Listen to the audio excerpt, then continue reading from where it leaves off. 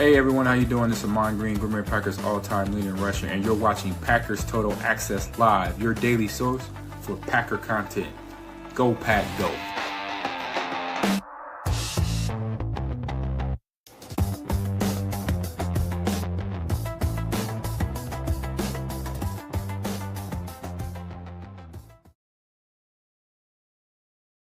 What's up, guys? Welcome into Packers Total Access. My name is Clayton. You can check us out on packernet.com. Find me on Twitter at Packers_access. Just wanted to jump in here and give you guys a quick episode around a little bit of drama that's occurring in Chicago right now. Now, listen, if you talk to Bears fans, this is a big nothing burger.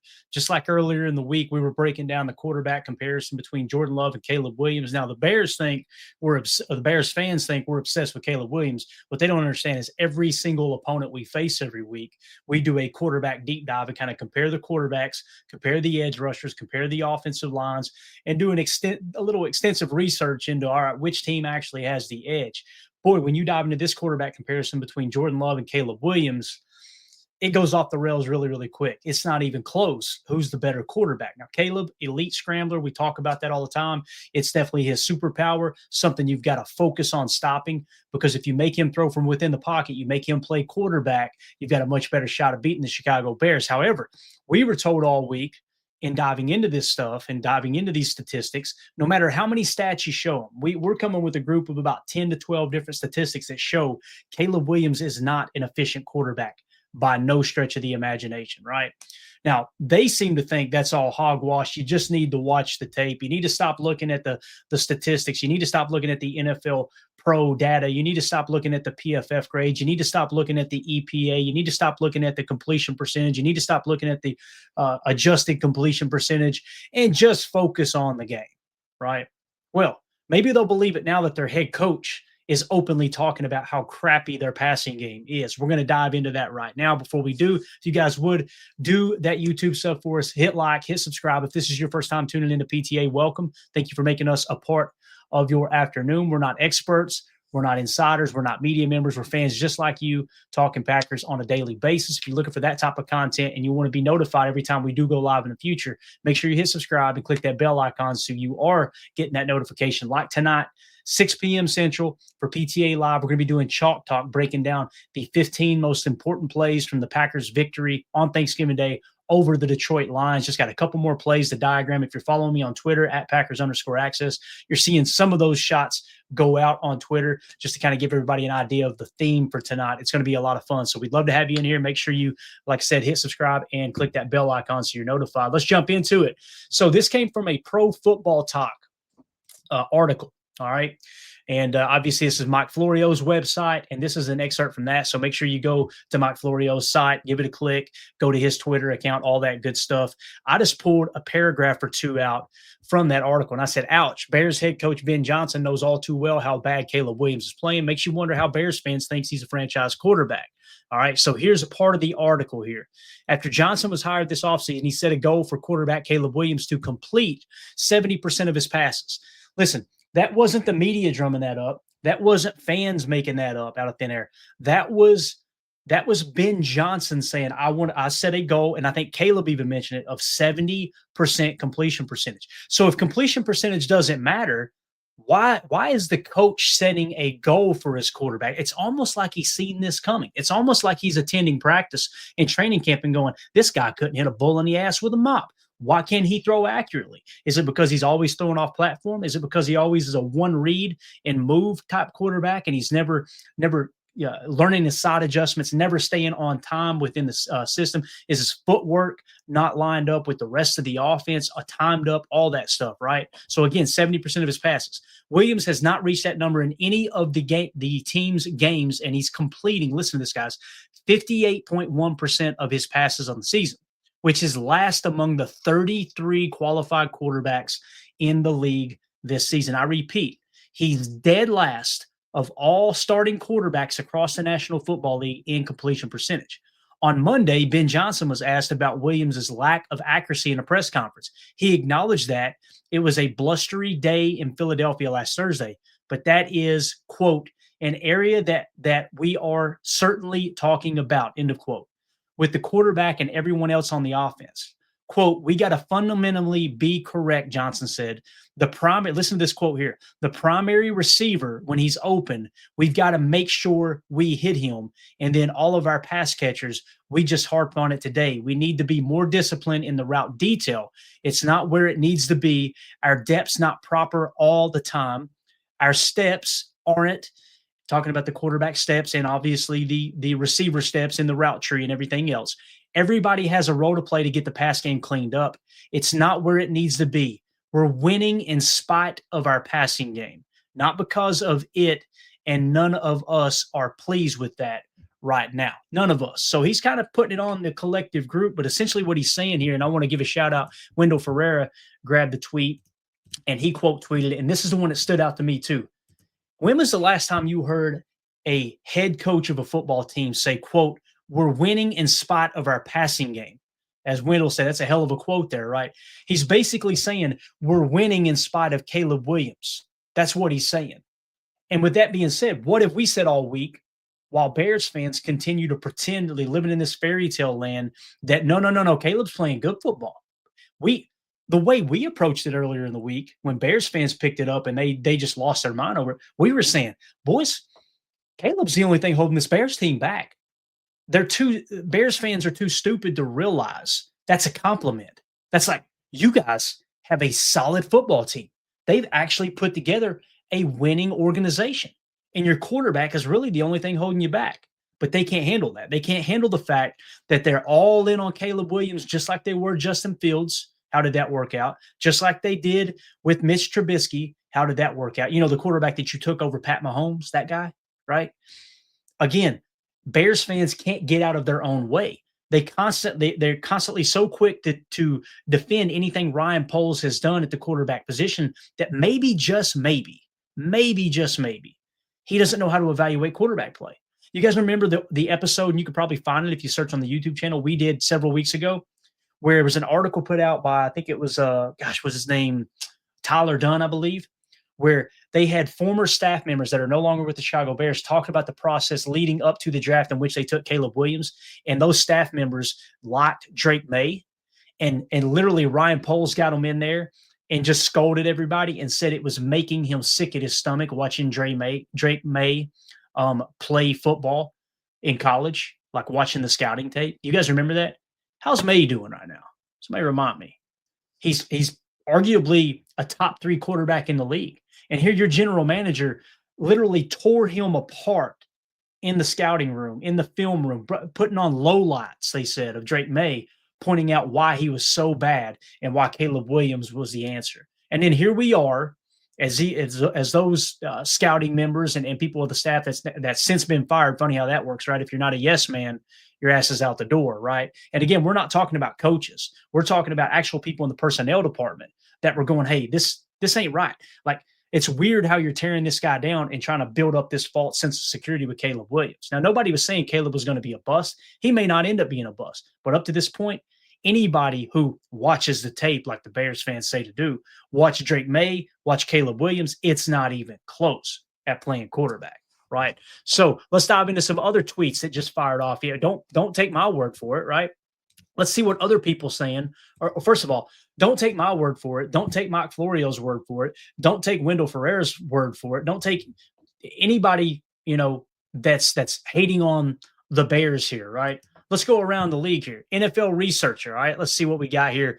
So this is Tony Holzman. Shout out to him, okay? And it looks like he is, senior researcher at NFL, okay? So here we go. Caleb Williams has the lowest completion percentage at 58.1 in the NFL, despite throwing into tight windows at the lowest rate, 10.6% this season per Next Gen Stats. What does that mean? Ben Johnson is giving him a Grand Canyon window to throw into on a consistent basis.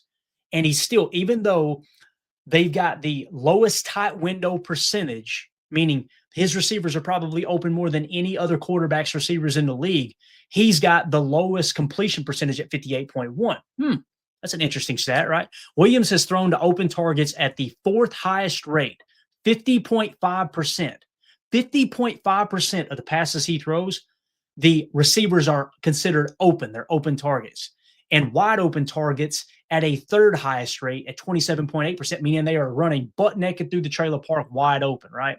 Tight window, less than 1 yard of separation. Open equals 3+ yards of separation. Wide open equals 5+ yards of separation. And again, Caleb Williams has the lowest completion percentage, 58.1 in the NFL, despite throwing in the tight windows at the lowest rate in the league. And you wonder why Ben Johnson is throwing these shots out there in the media and probably realizing, I shouldn't have said that. But damn, how can you not talk about it? It's literally the thing that's holding your team back right now is Caleb Williams. All right, let's move along. Let's go to this tweet we kind of covered earlier today. Kevin Cole over on X. Shout out to him. He's a great follow. At Kevin Cole. ____. Quarterback efficiency, EPA per play, minimum 150 dropbacks through week 13, Sunday Night Football. So not yesterday included. Jordan Love's leading the way. That's not what we're here to talk about, although it's kind of cool, right? EPA per dropback plus 0.31 for Jordan Love. There's Drake May. There's the one Ryan Poles said was absolute dookie. He was trash. He's cheeks, right? Okay, it's making me sick watching his tape is what he says, right? A positive 0.28 right behind Jordan Love currently. Now, he may have leapfrogged him because this tweet was before the Monday Night Football matchup last night where Drake May and the Patriots took care of business, right? Now, where's Caleb Williams? Is he 3? No. 4? No. 5? 6? 7, 8, 9, 10, 11, 12, 13, 14, 15, 16, 17, 18, 19, 20, 21, 22, 23. Oh, there he is, 24th. He's tied with Carson Wentz, 24th in EPA per dropback, 0.06. Like, how many stats do you have to see? How many clips do you got to see of him throwing inaccurate passes or holding the ball too long before you believe it? All right, so maybe you don't believe Kevin Cole. Let's jump over to this Twitter account here, all right? Here's First Round Mock tweeting out about it. Caleb Williams is producing backup level accuracy and processing time this season. So we talked accuracy to the 9, right? Now let's talk processing time. Williams has a 58.1% completion percentage, and he has the number 60 ranked time to throw at 3.30 seconds in the NFL, according to Pro Football Focus. Number 60 out of 65. So again, Caleb Williams, what else can you say about it? Now, we done another quick breakdown the other day of just a quick quarterback comparison of where these two rank. Because listen, that's what it comes down to in the National Football League is playing quarterback, right? That's if you don't have the quarterback, good luck winning the Super Bowl. So let's compare this Packers-Bears quarterback comparison going into this week. You know, the Bears fans always point out, well, we beat you at Lambeau last year. Notice how they conveniently leave out the fact that we took Jordan Love out of that game so we don't risk getting him hurt before the playoffs and let Malik Willis play. It's also the game where Christian Watson tore his ACL. You remember that, right? You were down all these different starters, and we just slowly started plucking people out of the game, getting ready for the playoffs. But boy, oh boy, they hang their hat on that victory. I cannot wait till Sunday. Packers-Bears quarterback comparison. Passer rating. Jordan Love, 104.3. That was 6th when this tweet was sent out earlier this week. Caleb Williams, 88.2, 23rd. All right. PFF passing grade. Jordan Love, second highest passing grade in the league at 89.0. Caleb Williams, 66.8. That was 16th best. By the way, I just got an update on it. I went through PFF and checked it after their last game, you know, where they beat the almighty Eagles and Caleb must have balled out. 24th in passer grade now is where Caleb Williams ranks. So he dropped 8 spots in passing grade according to PFF. Yards per attempt, Jordan Love, 7.7. That's 7th best in the league. Caleb Williams, 6.9. That's 19th best in the league. Completion percentage, we talked about it. Jordan Love's 67%. He was ranked 11th. Caleb, 33rd at that 58.1. EPA per dropback, we just talked about it, right? He was 13th before the game against Philly, and I just showed you how he dropped in EPA per dropback too. And then, of course, completion percentage over expected. Jordan Love, listen to this. This is mind-boggling. 4.1% for Jordan Love. That's 6th best in the league. Completion percentage over expected. Caleb Williams, negative 8.5%. That was ranked 34th in the league. So again, why are we talking about this?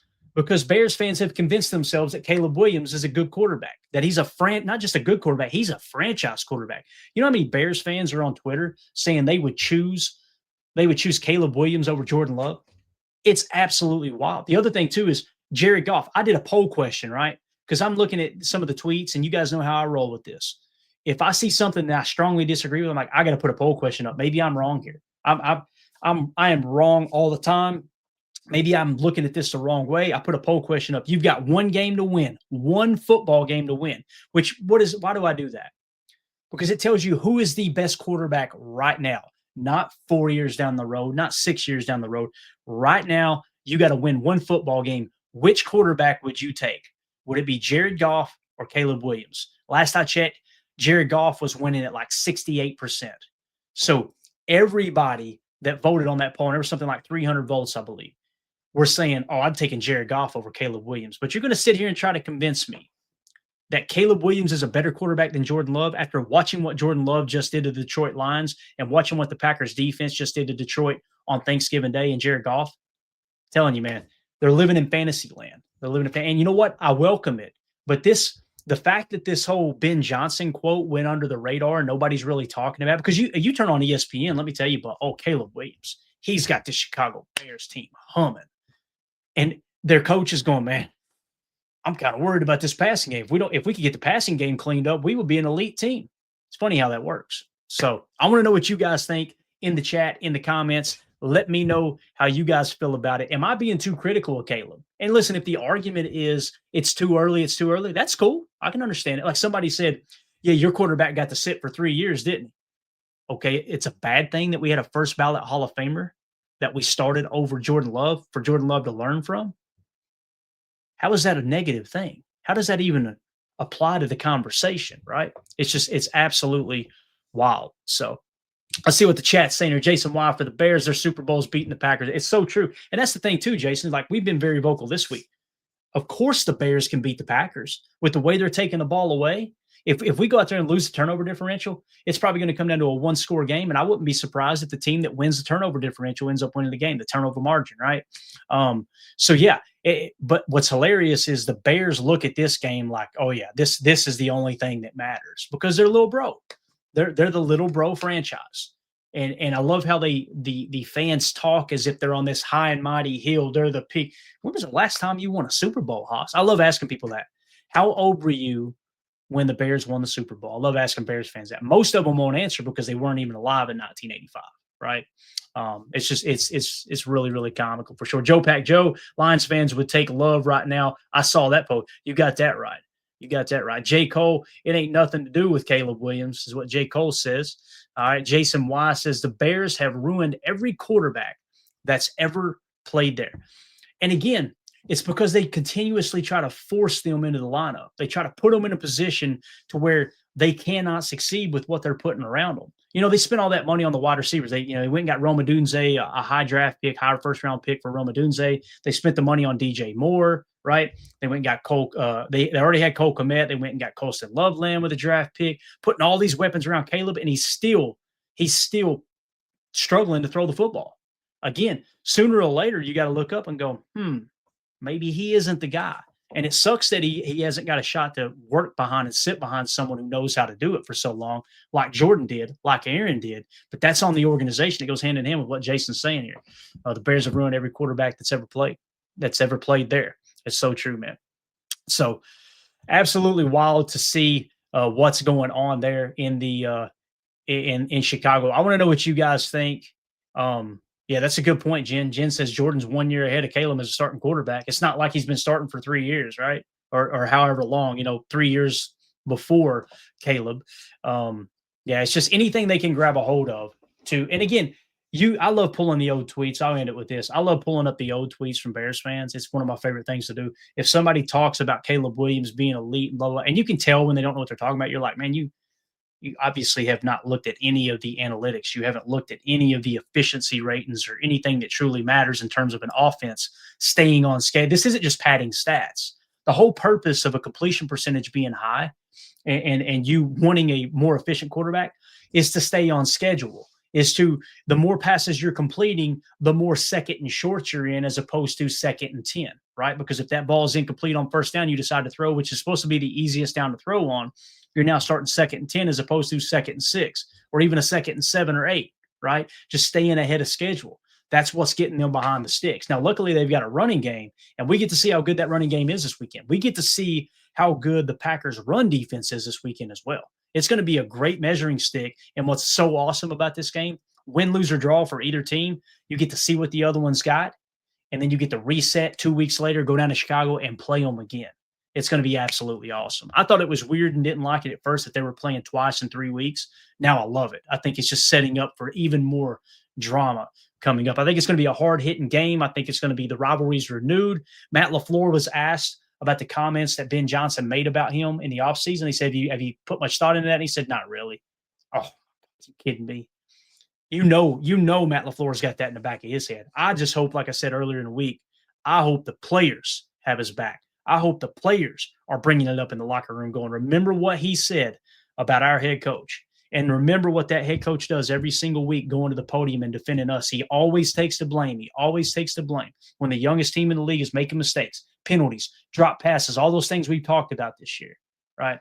I'm excited to see how this team responds. It's going to tell us a whole lot about where this team is at for sure, man. Let's see one more here. Joe Pack Joe says Caleb has missed almost 50% of passes to Odunze with 3 or more yards separation. And you wonder why Odunze's dad went on Twitter kind of taking shots at Caleb too. You got all this stuff in the background that the mainstream media is going la, la, la, la, la, la, la. And we keep combing through it and seeing on social media, and the fan bases are, hold up a minute. It's just wild to hear him talk about. I'm telling you, he's either going to turn a dramatic corner and take a huge step in being a franchise quarterback like some Bears fans think he is, or this is going to continue, and next year there's going to be a very, very tough decision, One, like what happened with Anthony Richardson in Indianapolis. You guys remember that. It's a perfect example. Whether you think Daniel Jones is a good quarterback or not, and whether you think it's Shane Steichen, the offensive guru up there that's making things happen or not, put that to the side. Could you imagine this Bears team if they had a quarterback playing at the level that Daniel Jones has played this year? Imagine that.